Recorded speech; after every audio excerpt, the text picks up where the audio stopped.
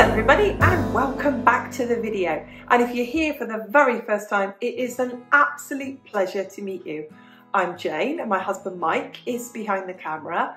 We're British, early retirees, and we live a thrifty, frugal and money-saving life here in Brittany in northwest France. And I'm going to add a little bit more to this intro this week.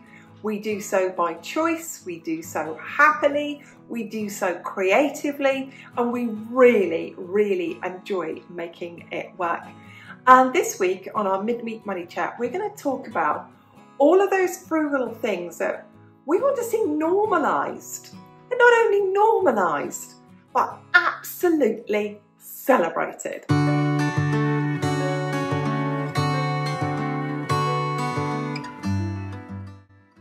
I want to normalise and celebrate and be very proud of going without. Now, there's been many times in my life, previously in the past, when I didn't have that mindset, and we used credit. We used a bank loan to put an extension on our house. We used a bank loan and car credit back then to buy a car. And we've learned from that experience that actually it didn't make things massively better for us. And actually we could have gone without.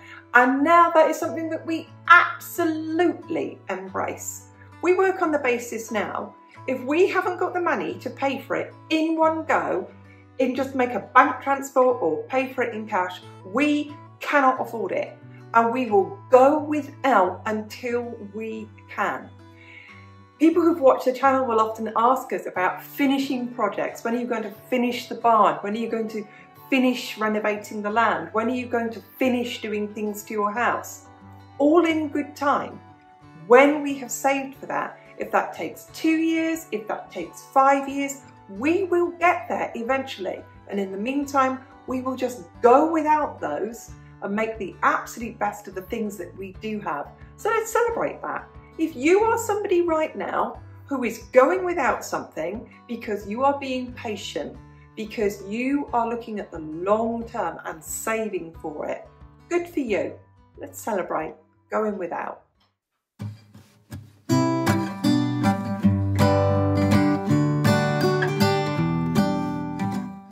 I'm in lots and lots of frugal discussion groups, and whenever I share with people that we rarely, if ever, eat out. In a year, we eat out on our wedding anniversary, we've eaten out when we've gone to the UK to visit family, we'll meet up with family, we might go out with certain family members and take them out for a meal. But other than that, we really don't eat out. And when I share that in sort of community groups, people who don't know me as well as you know me, they really feel that I'm missing out on life, that I'm doing something wrong with my life, that, you know, I'm making my life miserable in some way. And I want to reassure you that those of us who choose the frugal life to go out to the supermarket and budget for our food and buy our own food and cook every single meal at home, with the exception of just a few meals in the year, we're doing so by choice and we're really proud of it. I'm really proud to put a meal, a home-cooked, nutritional, really good meal on the table every single day. And I think that should be celebrated. Going out to eat, why does that need to be the norm? If it's the norm for you, I'm not criticising you in any way. I'm just literally asking the question, why does it need to be the norm? It doesn't need to be the norm. We are celebrating this busyness and working ourselves into an absolute frazzle and, you know, celebrating this grinding hours of 60, 70, 80 hours a week, where actually frugality and frugal living gives those of us the choice to actually say, I've got enough money, all right, I can't go out and eat, but I've got the time every day to sit down with my family, to put a meal on the table that I've cooked from scratch with real food and real ingredients every single day. So if you're that person and you're putting a meal on the table every single day, a frugal, nutritious meal every day, celebrate it. And another way of saying, good for you.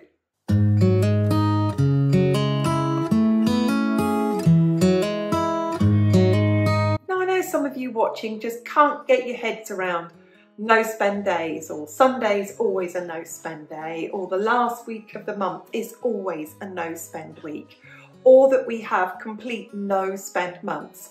And those of you who are inquisitive will ask really good questions about it, and we explain to you it means no discretionary spending.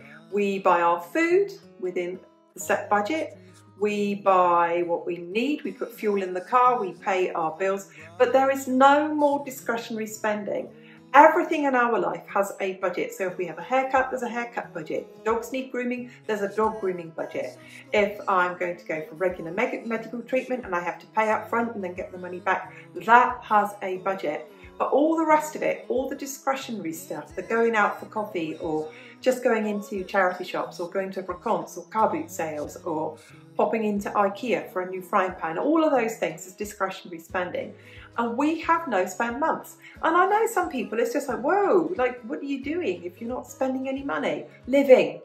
That's what we're doing when we're not spending money. We're living, we're gardening, we're working around the house. We are crafting, we're creating, we're reading, we're loving each other, we're loving our friends and our family, we're spending time with people that doesn't involve spending any money. So, I'm really proud of all of you out there who decide to have no spend days, no spend weekends, no spend weeks or no spend months. And massive shout out to everyone who's having a no spend year. Massively support every single one of you and celebrate everything that you do. Let's normalise it. Shout it from the rooftops. Tell people, no, I'm not going to do that this week. I'm having a no spend week. I'll see you in the future. I'm not buying any new clothes at the month. I'm having a no spend month. See you next time. I've got some lovely clothes. I'm going to dig something out of the wardrobe I haven't worn for a few weeks. Let's celebrate it, normalise it, talk about it, share it with people. And it's fantastic. And it's celebrating our frugality and saying, I'm having a no spend week, or I'm having a no spend weekend, or I'm having a no spend month. Celebrate it. Enjoy every minute of it.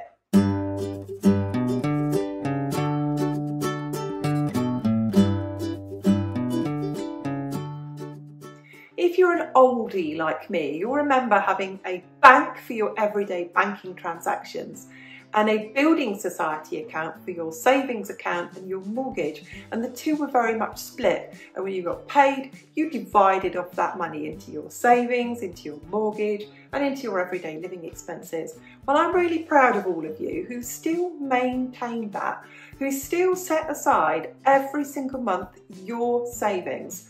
And it doesn't matter how much you save, it is a mindset that I'm going to put a little bit aside. Those of you who are right now saving for your first ever emergency fund, I am literally doing a cheerleader's dance for you. I am celebrating every single thing that you do. And let's normalise it. It's not normal in the UK, it's not normal in the US to be a saver. It's not normal to have an emergency fund. It's not normal to have sinking funds. It's not normal to put money aside every single month that isn't really defined, that it is just your long-term savings, because you and I and everybody cannot see into the future of when you will need that money. But sure as heck, you're going to need money. Doesn't matter what it's for in the future, you are going to need it. Let's normalise this. It should be normal. It should be normal for us to bring up our family, to talk about this in education, to talk about this in our communities, that we have less stuff and more savings. So when you need the stuff, when you need to buy something substantial for your home, you need to have time off, when you need to recover from something, then anything that is important needs saving for. And that does mean some frugality, doesn't it? It does mean you cannot have it all. It does mean you cannot eat out all the time, unless you're extraordinarily wealthy, and well done to you if you are. It does mean you cannot just go and buy everything you want whenever you want it. But let's normalise saving. Let's normalise you going to the workplace at 16, 18, 21, whenever you enter, and that's when you start saving for your retirement. Don't wait until like the arthritis starts to kick in. Think, oh, 45, I'm getting a bit achy.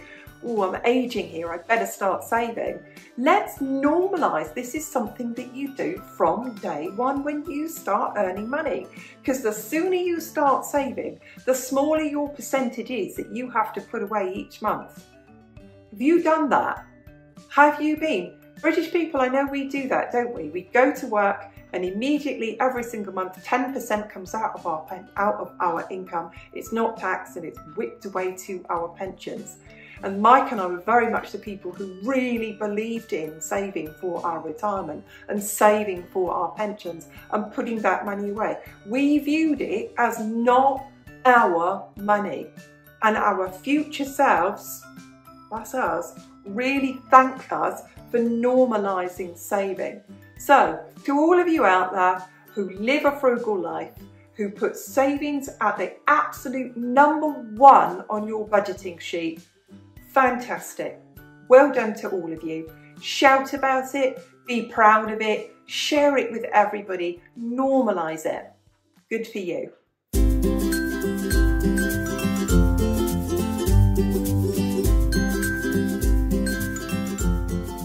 There's something that I really wish deeply, deeply in my soul that was normal for everybody, everywhere, and that's budgeting. Where you have a budget at the beginning of the month, so you get paid, and then before you touch a penny of that, you have decided in advance where every penny is going to go. That you know it's going to go into your long-term savings, it's going to go into your retirement fund, it's going to go into your healthcare fund, whatever is your financial priority. It's going to go into your house deposit fund. It's going to go into your 5 years' time, we plan to get married and have children fund. It's going to go there first. That you prioritise every single bit of your life in a budget without feeling that somebody is restraining you. Let's look at budgeting as liberating, of feeling free with your money, having permission to spend it. Well, I'm okay with that money. I'm okay with that massive chunk of my money going into a house deposit savings fund, because that's where we're going to go. That's what we're going to get.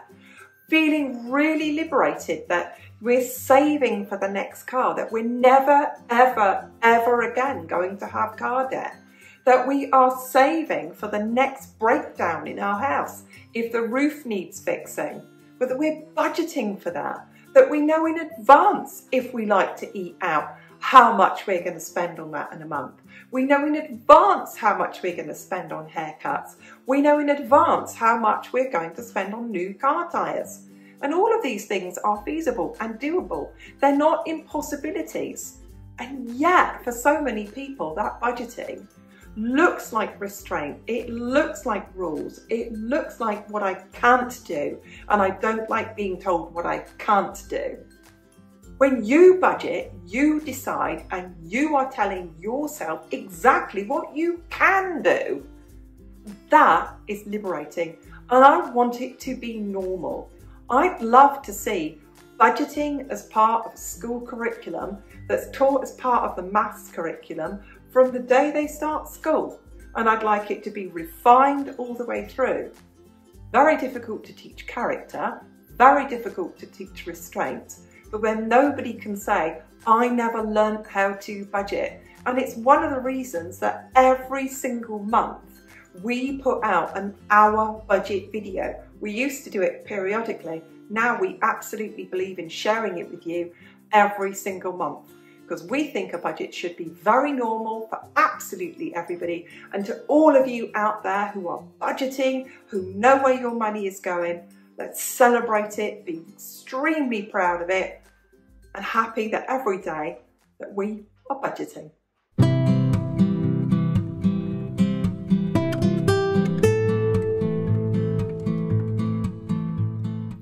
Let's normalise living beneath our means. We're going to share our means with you and how we live below them, because I know you, as frugal people watching, that you are doing pretty much the same, and all of us want to share this and normalise this. We could if we choose to live to our means every month and spend all of our money every single month, we could eat out once a week, eat out once a month, we could buy something new for the house every single month, we could go away for the weekend and stay in an Airbnb, drive down to Loire, have a mooch around a few chateaux, stay in a hotel, have a meal out, drive back. We could, you know, we could buy more stuff for our house. We could replace things more often. We could be going to rencontres. We could be paying people to do stuff around the house to get things done quicker instead of us saving up for it. We could replace our car more often. All of these things would take us to our means. And then, if anything suddenly arose, which they do, we wouldn't have the means stashed away and saved to pay for that. We'd be having to sort of scrabble around going, well, where's the money to suddenly fix this leaking roof?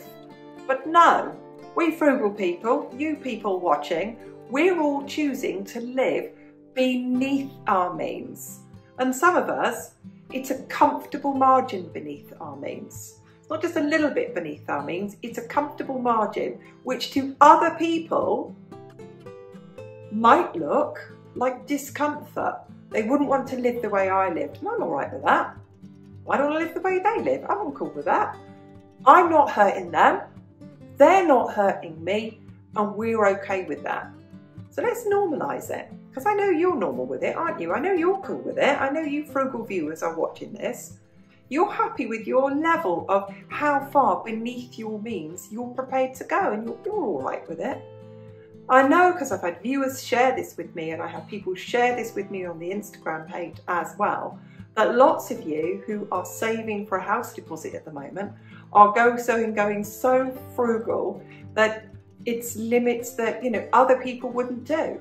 You're doing your job, you're doing another job on top of that, you're house hacking, you're living in a rented room, and you and 4 other couples are sharing a whole house together, you're car sharing and getting yourselves into work, you're cycling everywhere, you're not buying anything, you haven't been on holiday for 3 years. I get you. I'm with you, I'm celebrating it with you. You're going so far beneath your means and you are prepared to reach that level of discomfort that suits you. So let's celebrate it. Let's normalise living beneath our means. We are so bound up with this world of ease and comfort, and we don't want any discomfort, we don't want any dis-ease, we want everything to be easy. It doesn't have to be. It really doesn't have to be. We really feel, it really keeps our minds sharp.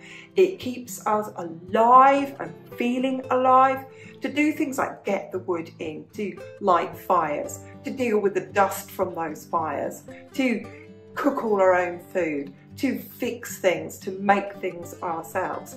And we absolutely celebrate living beneath our means. And if you do too, I'm right beside you.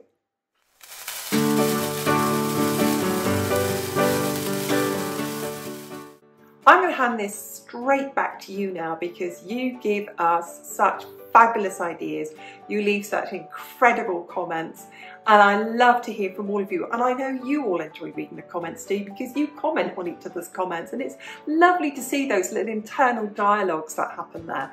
Tell me, which part of frugality would you like to see as normal? And which parts of frugality that we'd like to see as normal do you think that we should be so incredibly proud of, and that we should celebrate, all of us celebrate here in our frugal community? Thank you for watching. A massive thanks to absolutely everyone who hits the like button. Thanks again to everybody who's left a comment and joined in with our conversation here today. And we'll see you soon. Thanks so much.